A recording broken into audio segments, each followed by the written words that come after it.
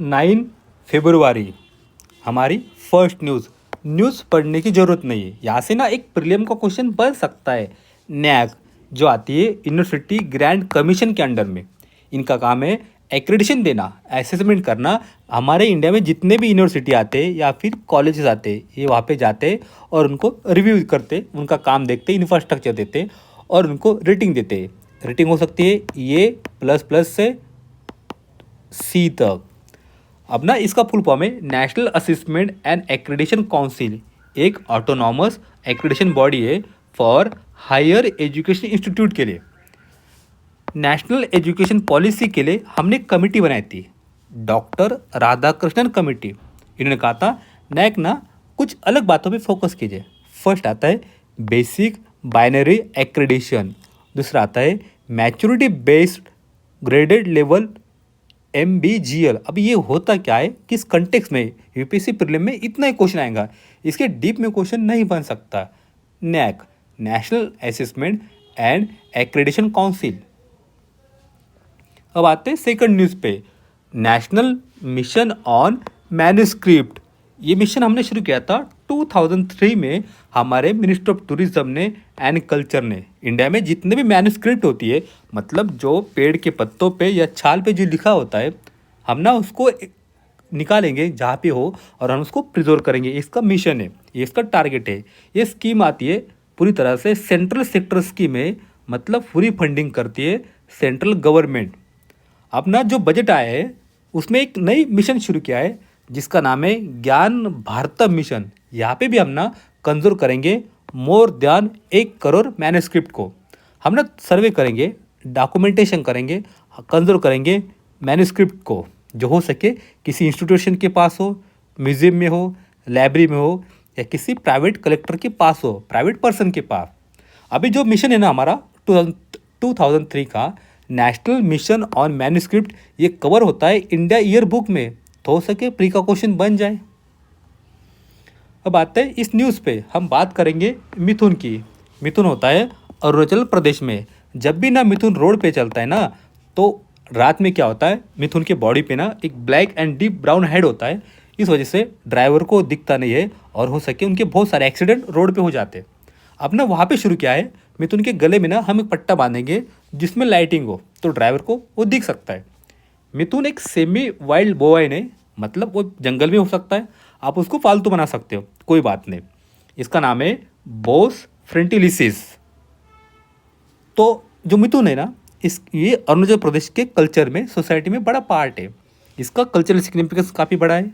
ये एक सिंबल है वेल्थ का एंड सोशल स्टेटस का। इसको यूज़ किया जाता है करेंसी जो बार्टर ट्रेड में हो, और अगर किसी ट्रैवल मैरिज में ना इसको ना दहेज में भी दिया जाता है मिथुन को।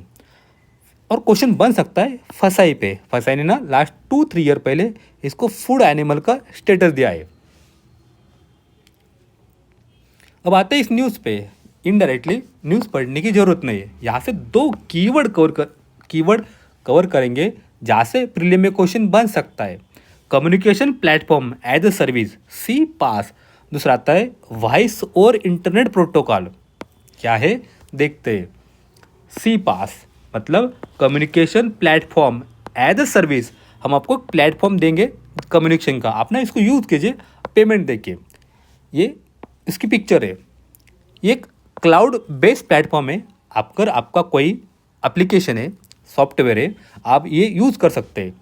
ये प्रोवाइड करता है बिजनेसेस को, किसी कंपनी को, बिजनेसेस को, किसी प्लेटफॉर्म को विद एप्लीकेशन प्रोग्रामिंग इंटरफेस। आप ना अपने हिसाब से कुछ चेंजेस कर सकते हो इस प्लेटफॉर्म पे for integrating real time communication, जैसे SMS, voice call, video chat, बाकी बहुत सारे उनके एप्लीकेशन पे।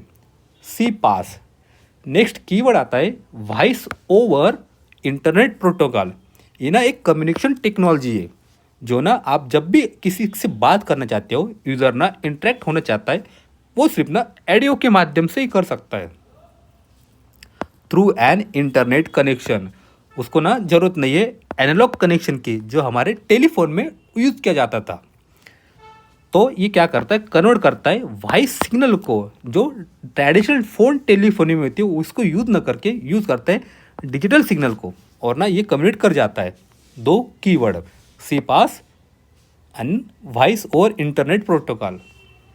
अब आते हैं इस न्यूज़ पे, छोटी सी है लेकिन हो सके प्री में क्वेश्चन बन जाए, या GS3 में जब भी कार्बन डाइऑक्साइड पे क्वेश्चन आता है इनडायरेक्टली हम ये पॉइंट वहाँ पे यूज़ करेंगे क्लाइमेट चेंज का, ग्लोबल वार्मिंग का।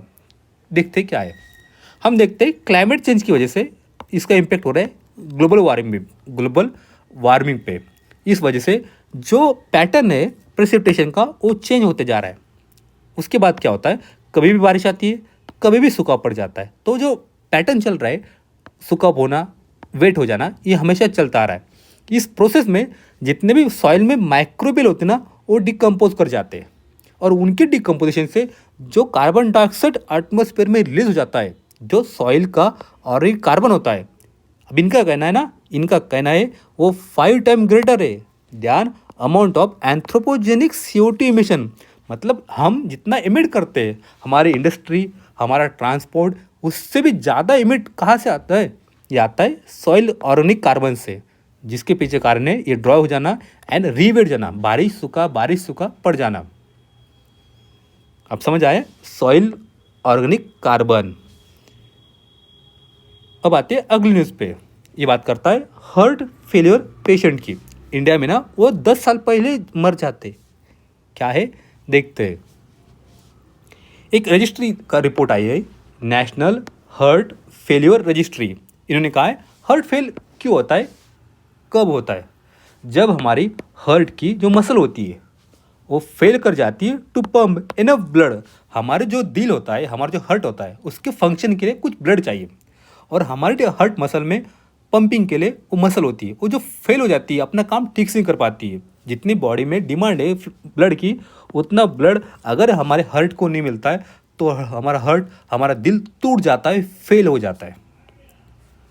तो इनका कहना था जो इंडिया में हार्ट फेलियर हो रहे हैं वो ना 10 साल पहले ही मर जा रहे हैं, और जो 10 साल पहले जो हाई इनकम कंट्री है वो ज़्यादा जीते हैं, उनको बाद में भी हार्ट फेल हो जाता है। इंडिया में अर्ली यंग एज में ही हमारे जो यंग है उनको हार्ट फेलियर की समस्या फेस करनी होती है। क्या कारण है इसके पीछे, हार्ट फेलियर केसेस क्या कॉजेस है, उसके पीछे कुछ कॉजेस है। अब ये क्या है मुझे भी पता नहीं है। एक फर्स्ट आता है एसेमिक डिसीज़, ये क्या होता है पता नहीं, क्वेश्चन इतना ही बनेगा। लेकिन सेकंड आता है डायलेटेड कार्डियोमोपैथी, थर्ड आता है रियोमेटिक डिसीजेस, फोर आता है कॉग्निटिव डिसीज, जिसमें होता है प्रिलिमिनरी हाइपरटेंशन एंड आपकी जो वेंट्रिकुलर है वो डिसफंक्शन कर जाती है। National heart failure registry. अब आते हैं क्वेश्चन कॉर्नर पे, हमें अभी साइंस टेक पेज पे, यहाँ पे हमें मिलता है वंडरिंग सैलामांडर, ये उसकी पिक्चर है। ये छोटा सा जीव है लेकिन ये ना ऊंचे ऊंचे पेड़ पे चढ़ता है। अब ये क्वेश्चन आज यही पूछ रहा है कि ये चढ़ता कैसे है, क्या जादू इसके पास। ये ना ग्लाइड करता है हाई थ्रू कानपीज, मतलब ऊंची ऊंची टहनी पे चढ़ता है, ऑफ कोस्टल रेडवुड फॉरेस्ट। आपने यहाँ से भी सेकंड कीवर्ड मिलता है, कोस्टल रेडवुड फॉरेस्ट, जो होता है मोस्टली कैलिफोर्निया में। ये ना ऊंचे ऊंचे पेड़ है, दुनिया के सबसे ऊंचे पेड़ यही मिलते हैं कैलिफोर्निया के कोस्टल रेडवुड फॉरेस्ट में।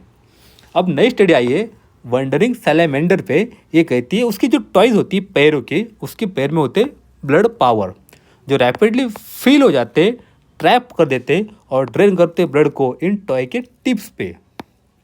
तो इस वजह से वो ऑप्टिमाइज करता है अटैचमेंट के लिए, डिटैचमेंट के लिए, या जनरल लोकोमेशन के लिए थ्रू अर्बोरियल इन्वायरमेंट। मतलब मोस्टली तो हमेशा पेड़ पे होता है, लेकिन इसके जो पैर है ना, इसके जो 4 पैर है, इसमें इतना ब्लड पावर बन जाता है कि उसकी ग्रिप उस पेड़ पे, उस टहनी पे बन जाती है, और तुरंत वो ना ऊपर चढ़ता है, नीचे आ जाता है। वंडरिंग सैलामेंडर और कोस्टल रेडवुड फॉरेस्ट। आज का आर्टिकल काफ़ी बढ़िया है, FAQ पेज का ट्रम्प के ट्रेड वार पे। लेकिन 5 फरवरी को हमने एक आर्टिकल कवर किया था टेक्स्ट एंड कंटेक्स्ट पेज पे, बेगर थाई नेबर पॉलिसीज होती क्या है, उसके पॉजिटिव पॉइंट, उसके नेगेटिव पॉइंट हमने देखा। और आज का जो आर्टिकल है सिमिलर पॉइंट को थोड़ा अलग फॉर्मेट में प्रेजेंट कर रहा है। क्या होता है बेगर थाई नेबर पॉलिसी, ये पॉलिसी ना दो पिलर पे काम करती है। एक आता है ट्रेड वार, जिसमें क्या होता है, वहाँ की जो गवर्नमेंट होती है ना, मतलब यूएस की गवर्नमेंट या चाइना की गवर्नमेंट या इंडिया की गवर्नमेंट, वो ना बाकी कंट्री पे टैरिफ बढ़ा देती है, जैसे अभी यूएस में चल रहा है।